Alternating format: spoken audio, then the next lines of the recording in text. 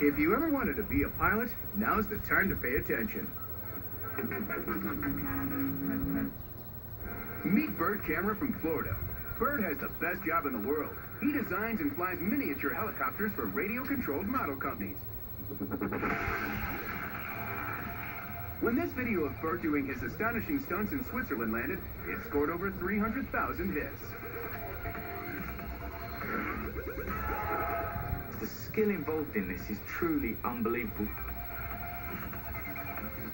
My favorite move is when the helicopter comes crashing down really quickly, very close to the ground, and then he pushes it backwards and he saves it from its deep dive.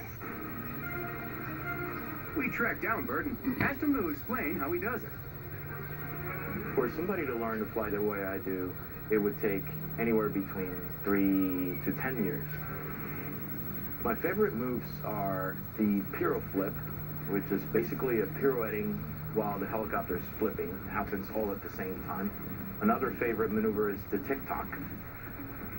And another favorite maneuver is what we call the funnel, which is basically a tail-down inverted circle. But could a full-size helicopter perform these intricate moves? The G-forces that would be experienced by a real pilot would be way too strong to be sustainable. Secondly, we have the power-to-weight ratio, which means that for a small helicopter, the engine is much more powerful, and that allows him to flip upside down and fly that way. How is Bert pulling off his amazing maneuvers?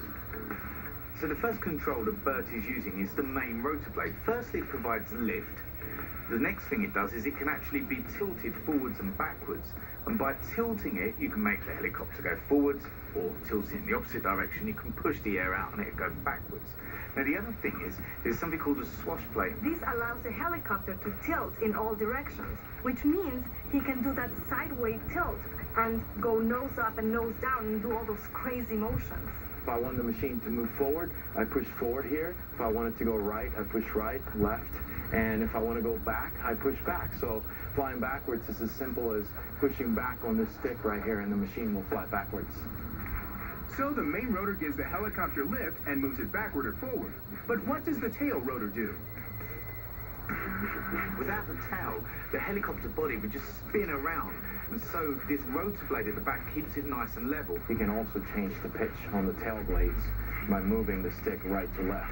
And by changing the pitch on the tail blades, you create lift sideways, allowing the helicopter to move to one side or the other.